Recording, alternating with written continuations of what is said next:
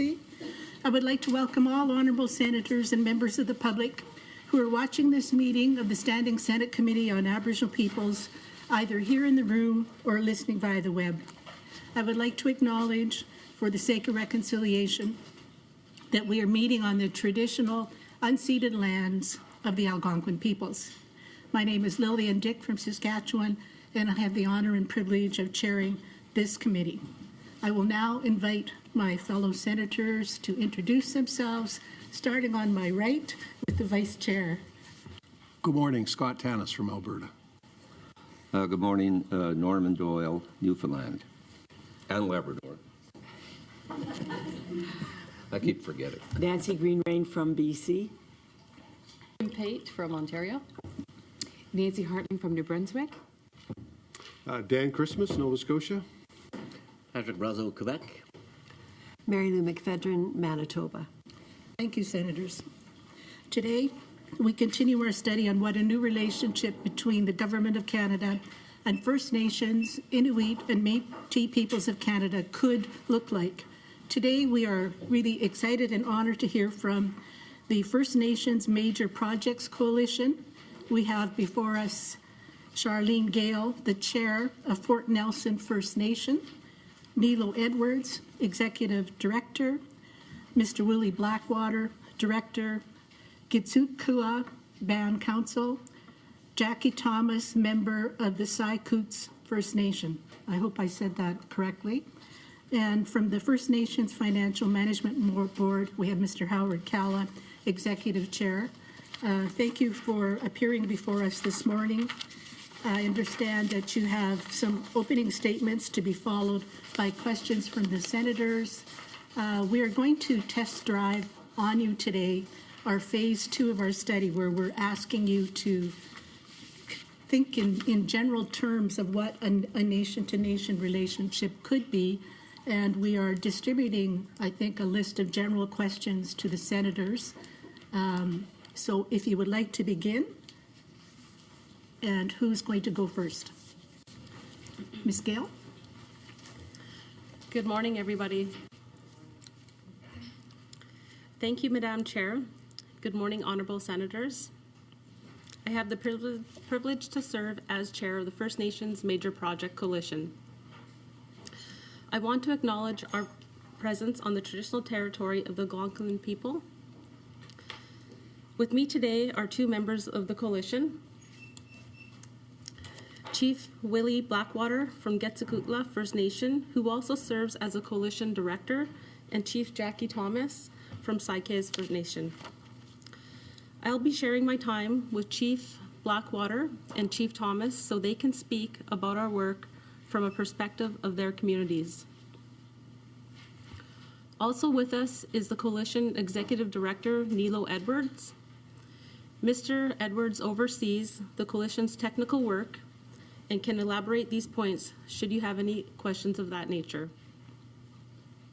Sitting behind us are our lead technical team. They are members of their respective nations. They are educated in their expertise, and they are key to the Coalition's success. Before I begin, I want to acknowledge the support the Coalition has received from the First Nations Financial Management Board in providing the guidance and support necessary to make our work a reality. The Coalition is able to provide capacity support to 37 First Nations in British Columbia because we were able to leverage the support of the purpose of the Fiscal Management Act to do the work. As a First Nation leader, I want to thank the Senate and your committee for its historical support to ensure this legislation became law in 2005. Please know the purpose of the Fiscal Management Act are making a difference at the community level for those who are using those services. The existence of the Coalition is one example. The capacity building effort of the Coalition are equipping First Nations with the knowledge and tools necessary to arrive at informed decision making, especially concerning the management of the wealth that lies within their traditional territories. From a policy perspective, this work represents First Nation-led action on what the United Nations Declaration of Rights of Indigenous People means to our communities concerning major project development. Article 4 of the Declaration is tied to the right to self-determination and the means by which we finance our autonomous functions. We cannot have self-determination without the means to finance our government, our services, our programs for our membership, and to build the local economies necessary to correct our massive infrastructure deficits. We have to start a serious conversation around the access to capital and about the provisions of government loan guarantees for First Nations to participate in major projects. My community knows that transfers from MINAC will never be able to bridge the social, economic, and infrastructure gaps. Our communities know the economic drivers can be found by unlocking the wealth within our territories to our benefit. Directly connected with the building of economies necessary for self-determination is Article 29 of the Declaration, which the details of the right and duty of Indigenous people have in the conservation and protection of the environment. These two articles are linked. You cannot have a strong economy for long if you do not protect the environment. Canada's environmental laws must change to enshrine First Nations into the decision-making process. The work of the Coalition is equipping First Nations to take hold of the UNDRIP provisions of the rights to First Nation decision-making on the resource projects in First Nation territories. Here in Ottawa, we need recognition that this work is important, and as innovative policy mechanism decided here must include Indigenous peoples. In my view, we see innovation being championed at the political level in a good way by Minister Wilson-Raybould in some of her recent policy announcements. This includes her government's 10 principles respecting Canada's relationship with Indigenous people, and her previous work as BC Regional Chief in the place on advancing initiatives like Bill S-212 as a tool to move beyond the Indian Act. That bill was tabled a number of times in this place by former Senator Jerry St. Germain, who today at 80 years old continues to volunteer his time to help the Coalition with our work. In closing, I want to acknowledge the resources provided to the Coalition by Canada through the Strategic Partnership Initiative, and to support our work from the Minister Philpott and Minister Carr. Canada needs to continue to invest in First Nation-led capacity building initiatives like the work of the Coalition in order to get to a pace where shared decision-making can be made in a way that truly represents the principles of free, prior, and informed consent. This is what the work of the Coalition is all about. And I thank you, and I would like to turn over the table to Chief Blackwater. Amahiru. Thank you, and good morning, Honourable Senators. I am Chief Willie Blackwater from Cayuga First Nation. I'm elected Band Chief and also carry the hereditary name of Shamogat Chiwish, a member of the Wolf Clan from the House of Jabuch within the Gitchan Nation. I have the privilege to serve as a director for the Major Project Coalition. I will pick up my remarks where Counter Gail left off. Through the work of the Coalition, our communities are building knowledge to seek access to capital required to realize on project ownership and self-sufficiency and self-determination. We are discussing best practices for benefit sharing, wealth management, and building financial literacy. We are developing a common approach to environmental stewardship, a toolkit of measures and the standards that First Nations can use to access project impacts and mitigation according to our interest and values. Not only are we providing action to the UN Declaration, we are also advancing the principle of reconciliation, which I will speak to more in a moment. My community of Gitchagooka has a history of being in and out of intervention for a number of decades. I was first elected chief in 2015. Since then, my council and I have agreed to work together for the benefit of our community to turn our financial state around. We did this by agreeing to view our third-party manager and INAC as partners, not as our adversaries. Around this time, Gitchagooka joined our Major Projects Coalition. It was because of our involvement in the coalition that I met Harold Calla and the Financial Management Board. The services of the Financial Management Board have become a partner to Gitchagooka's success, along with INAC and our third-party manager. Gitchagooka was able to use the additional tools of the Fiscal Management Act to get out of third party, and we're now working to stay out of it permanently by developing a financial administrative law. The true definition of reconciliation can be realized when partnerships are forged with our First Nations communities in order to advance our economic and social standing. The work of the First Nation Major Project Coalition is, in my view, an example of an act of partnership with Canada. That is advancing reconciliation by raising our standing through the building of capacity necessary to get into business. And I speak from a position of experience and authority on reconciliation.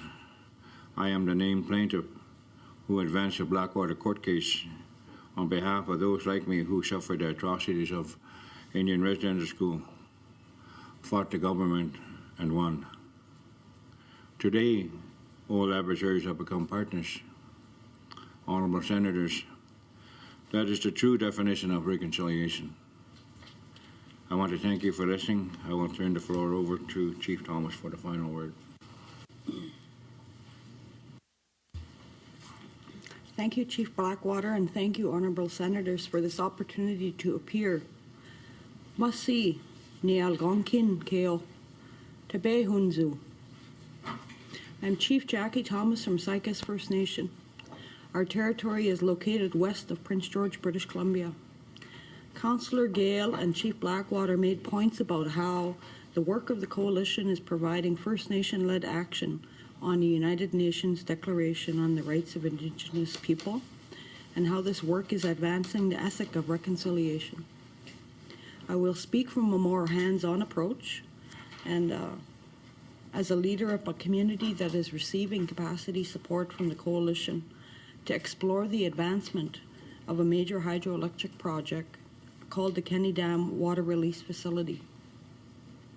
Sycus, along with 3 of our impacted neighbours, Stelaten, Natlewiten, and Chislata Carrier Nation, wrote to the Coalition Board of Directors requesting the capacity and technical support necessary to explore this project opportunity. We are the first to road test the Coalition's project identification and capacity support process. This process, developed and adopted by the Coalition membership, represents the criteria necessary to assess major projects based on social and economic factors that are truly First Nation influenced and designed. As part of this process, our communities and the Coalition have signed the terms of reference, outlining our relationship to explore this opportunity. We, as the communities, lead our interest in the project, both from a political and business perspective. The Coalition equips us with the necessary capacity supports required to inform our decisions concerning the economic and environmental implications of this project. We are able to access these services from the Coalition free of charge because of the resources provided by the government. If we had to pay for this level of service out of the BAN resources, we would likely not afford to do it on our own. The project itself would have many benefits to our communities that go far beyond economic components. The proposed water release facility would reclaim significant environmental damage to a portion of the Nechako River that was made dry due to industrial impacts in the 1950s that were done without consultation nor accommodation. Because of the installation of the Kenny Dam, the burial grounds of the Chislata Carrier Nation to this day flood in years when there are high water levels. This causes repeated social hardships on that community. For Saikas, Dalaten, and Notley-Witen First Nations, the installation of the dam has impacted our salmon stocks and our way of life. We want the opportunity to correct these historic damages.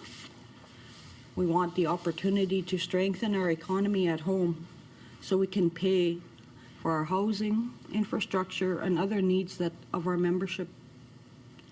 This particular project has been talked about for many years in our communities. In closing, I want to share with you that it isn't often that multiple First Nations communities are able to set aside our differences and work together to pursue our business interests. A lot of credit is due to the non-political and business-focused resources that the Coalition has provided to our communities that enable us to work together.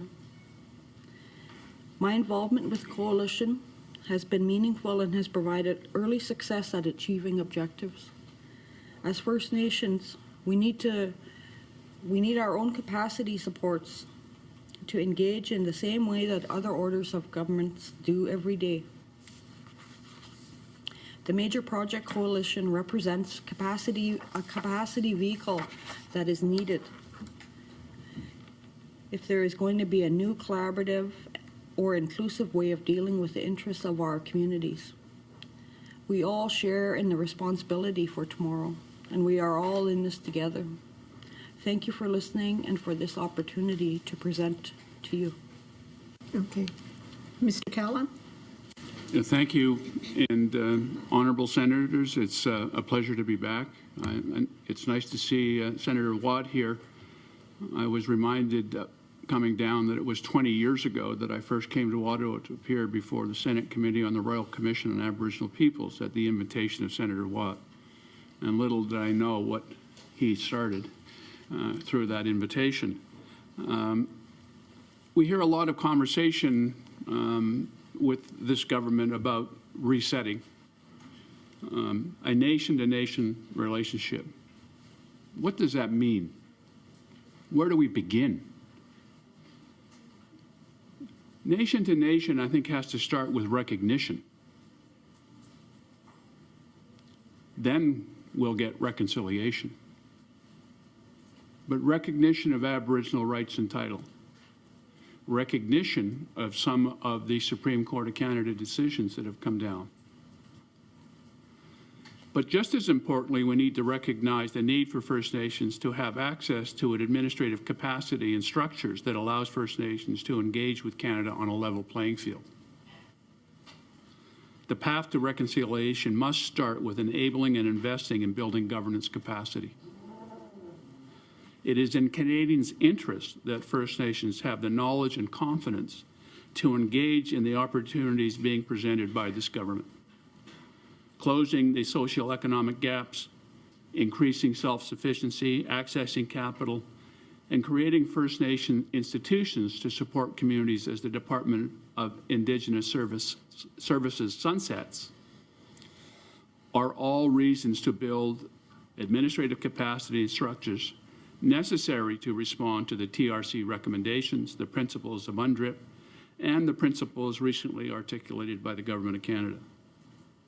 The Major Projects Coalition is an example of the type of support that Canada needs to invest in to bring to life the UN Declaration, a new fiscal relationship, and a true nation-to-nation relationship through a recognition of Aboriginal and treaty rights. The firm commitment by this government to recognize and non-extinguish Aboriginal and treaty rights will contribute to a reconciliation efforts underway and will support expanding the Canadian economy in ways that enables the sharing of benefits of this economic growth. I want to talk now next about fiscal relations, because The efforts by this government to a new nation-to-nation relationship has recognized the need for a new fiscal relationship. I suggest to you that funding arrangements, while an important aspect of operationalizing fiscal relations, is not in of itself the basis of a new fiscal relationship within a nation-to-nation relationship. Embracing and enabling the exercise of First Nation jurisdiction by making room for First Nations at the fiscal table, similar to the principles that guide the fiscal relationship between Canada and the provinces, is a way to do that. The government has engaged in a series of meetings with the AFN on a new fiscal relationship. These have been described as exploratory tables. I understand a draft report will be tabled with the chiefs at AFN meetings in the next couple of days. The fiscal institutions, the First Nation Financial Management Board and the Tax Commission and the Finance Authority, were invited by First Nation leadership in British Columbia to support a regional process to discuss fiscal relations. The discussions led to a resolution from British Columbia identifying the principles of a new fiscal relationship based upon the recognition of First Nation jurisdiction. The principles suggested the need to share tax room, jurisdiction over content and eligibility of programs and services, and to a need to include the provinces at the fiscal table. There have been conversations between the department and the fiscal institutions created under the Fiscal Management Act on how to leverage the existing transfer system to use the tools of the Fiscal Management Act to consider long-term funding arrangements that could result in greater and broader outcomes.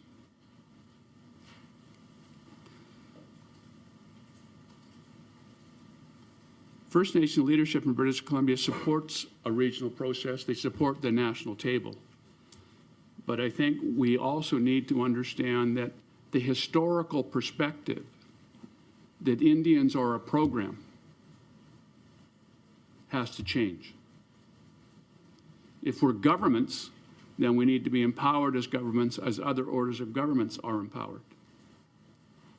What we need to build to be successful in this initiative are First Nation institutions that match the kind of institutional support the Government of Canada and you get in this department. The only thing that is certain at this time is that the amount of resources that are going to be needed to bridge the socioeconomic gaps is substantial, and we're going to need multiple sources of revenues to achieve that goal. I want to next talk about infrastructure.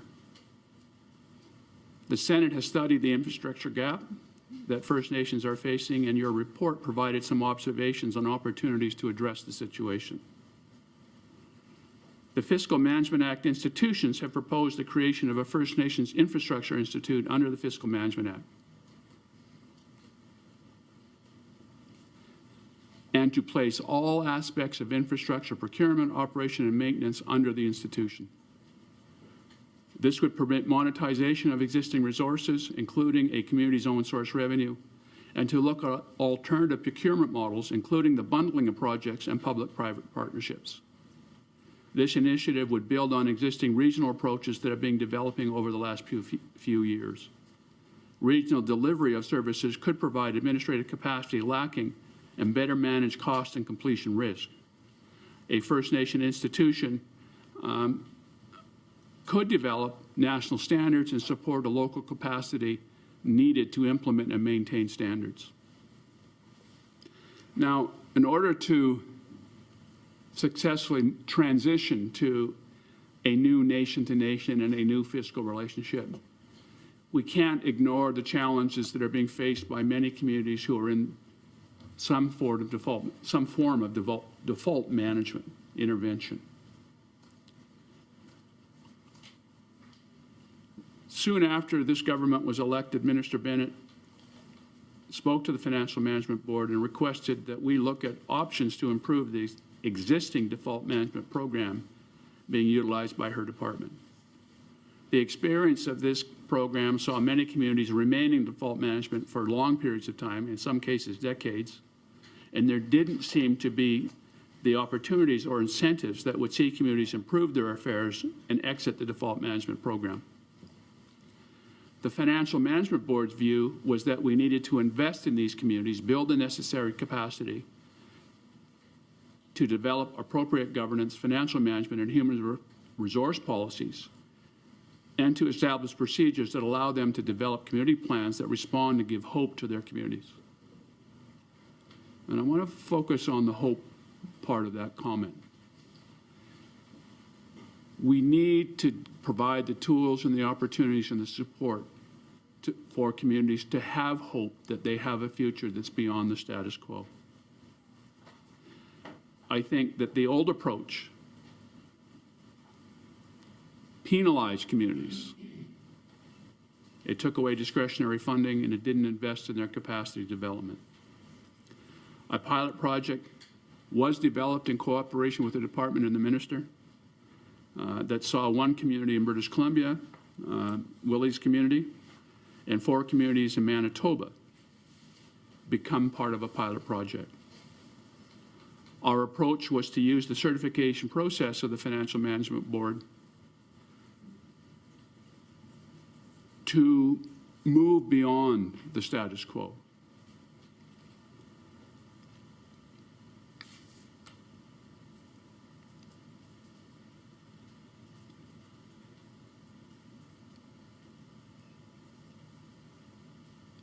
What we've been doing is building the necessary tools and capacity to manage the affairs of the community and working with the community on the ground in the community. It is driven by Chief and Council. It is optional. And when we are able to feel that they are capable of having the capacity in place, then they are in a position where many different opportunities are open to them. The project is working. There was a community in Manitoba. I got a phone call from the chief. He was very emotional. Apparently, it was the first time in 2 decades that they were out of third-party management because they had committed to the process and done it. But there are some issues that are starting to arise with everything. And these are not to be criticisms of anybody or any department or any position. They're just the reality that when you start to unearth things, you find things, okay? The role of INAC regional offices and how they interact with headquarters needs to be reviewed as the program moves beyond the pilot project stage. It is becoming clear that an Indigenous support services entity would achieve economies of scale and provide services not otherwise available to all communities. The one thing that we have learned over the last couple of years through the Major Projects Coalition is the benefit of providing an opportunity for multiple First Nations to have access to capacity that they would not otherwise have. And I think we need to expand on that concept in a more broad way to provide services to communities. Now, there are some communities who will not need those kinds of services, but we have many smaller communities across this country who could benefit from capacity and expertise, just as those communities along the major project corridor have been able to do. I think the move to consolidate Indigenous services under one ministry is welcomed, but there needs to be a quick transition so that there is harmony in the application of policy between different ministries. This has become evident in the challenges those communities in the pilot project have faced when dealing with multiple departments like Health and Indian Affairs. All of these matters are being recognized and we are beginning to look for solutions. I think that everyone who is impacted, and all Canadians are impacted by the Aboriginal file, need to understand that the status quo, accept that the status quo does not work, that fundamental change has to take place. It has to be based on recognition. It has to be based on the principles of UNDRIP, Truth and Reconciliation Commission. It has to understand that investments have to be made both in governance and in economic development opportunities. It needs to be recognized that First Nations need to have their jurisdictions recognized and need to have a place at the table where decisions are being made around major project developments in our country. And we need to find ourselves in a position where we have reliable and stable sources of income so that our communities can plan like other orders of government can plan and not be dependent on 12-month cash flow funding that comes through contribution agreements as it exists today.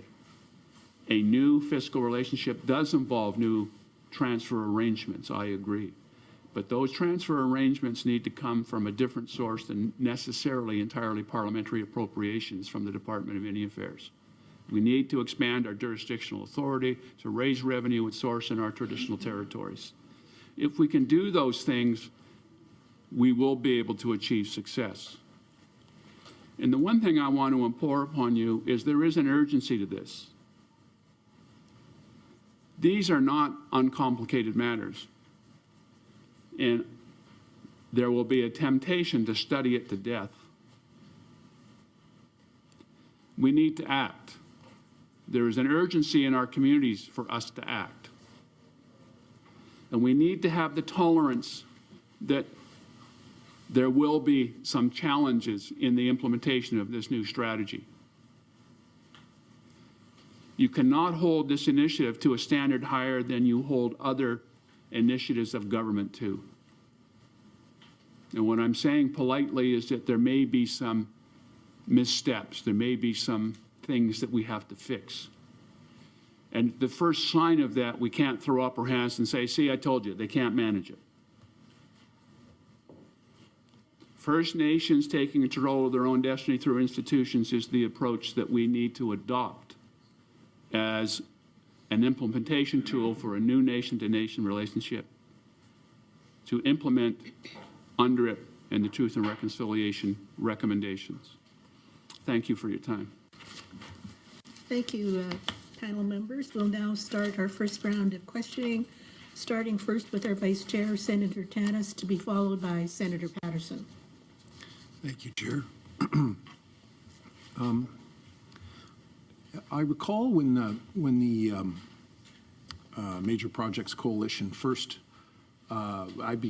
became aware of it, and it would have been maybe 2 years ago. And I think that if I remember right, there were really two things that were very powerful in the presentation at that point. One was the story of the missed opportunity of a First Nation to participate in a major pipeline project, because there was no program to finance their participation, and therefore they lost that opportunity. And to me, that was a brilliant, clear, obvious lesson. Second was this idea of communities having the capacity to, by themselves, without the help of the promoter, assess a project independently and to prepare for discussion and negotiation and so on, and a decision as to whether or not that project could benefit the community and in what ways, or what issues there were around it. And that, if I remember right at the time, reading some of the background materials around the UN Declaration and especially the article around consent, and this was talked about as being a cornerstone of that article of declaration, is the idea that capacity has to be built so that the informed part happens. We're 2 years on. You've given some examples now of where the coalition has actually been in and helped the communities on the capacity building side. Has there been any opportunity? Has there been any? So it sounds to me like that is going well, and that there's some effort and some resources being put towards that. What about on the other side, on the partnership side, on the development of some economic muscle that could be brought to bear to allow partnerships from communities? How has that developed over the last couple of years? If I might start, having worked with this group for that period of time, I think Canada found itself in a very difficult circumstance 2 years ago when the commodity prices tanked. And I would dare say that we missed the opportunity. by not getting ourselves organized sooner. So those major initiatives that were being contemplated at that time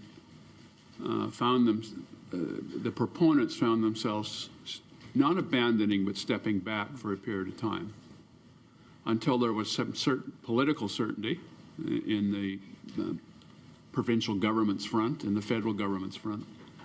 And there was some clear economic indications that these projects were going to be viable. We're starting to recover from that process now. And there is some apparent interest in some of those initiatives being initiated again. I think we're now in a position where people understand that there is a major projects coalition, that they are working, and that they can come to the Major Projects Coalition and get some response to opportunities that might be considered at the time.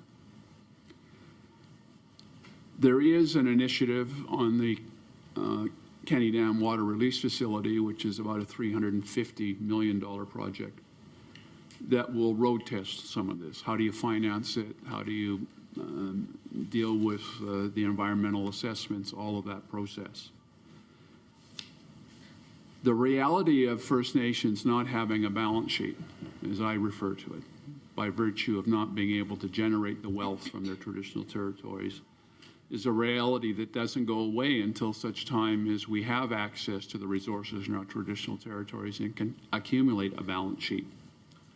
So there's going to continue to be a need for support for First Nations to acquire an economic interest in many of these things. That matter is unresolved in terms of where is Canada's place in a new nation-to-nation relationship with First Nations? There are many examples in this country, and I've discussed them here previously, between CMHC, other specific projects, some who have worked out well, some who have not, where Canada has recognized its important role as a government to step in and provide the fiscal and financial leadership to establish an economic agenda and support that. That might be the case here, where First Nations are looking for opportunities to participate in equity positions in First Nations. I think there is an appetite on the part of the business community to include First Nations, but First Nations are going to have to pay for any equity position that they might be able to negotiate in these relationships. And that matter remains unchanged, Senator. Thank you. Thank you. Any other comments from the panel? Excuse me. Will there be any other comments from the panel? Chief Gale? Sorry, Madame, it's Councillor Charlene Gale. Councillor, sorry. I just you. I'd like to answer the question, Senator, in a way of the coalition's work, how it has brought First Nation communities together in partnerships, and to look at the big picture and the reality that our nations face on a daily basis. We're very fortunate to live on our lands and to have our elders guide us. But throughout the years, there has been many fights on traditional territory and those kind of things. But through the membership, it's been so wonderful to see communities come together for their nations to find a project and to be able to work on it, to bring prosperity to their communities, and something more beyond than just jobs. So the hope is well and alive. I really believe in the work that the coalition is doing and that we are doing as the board of directors. I see a lot of hope for the future. And with our wide range of membership throughout the province, it's really brought us all together to share our stories and share our experiences and learn from each other. But it also opens our eyes to know that working with others is a good thing. especially when it comes to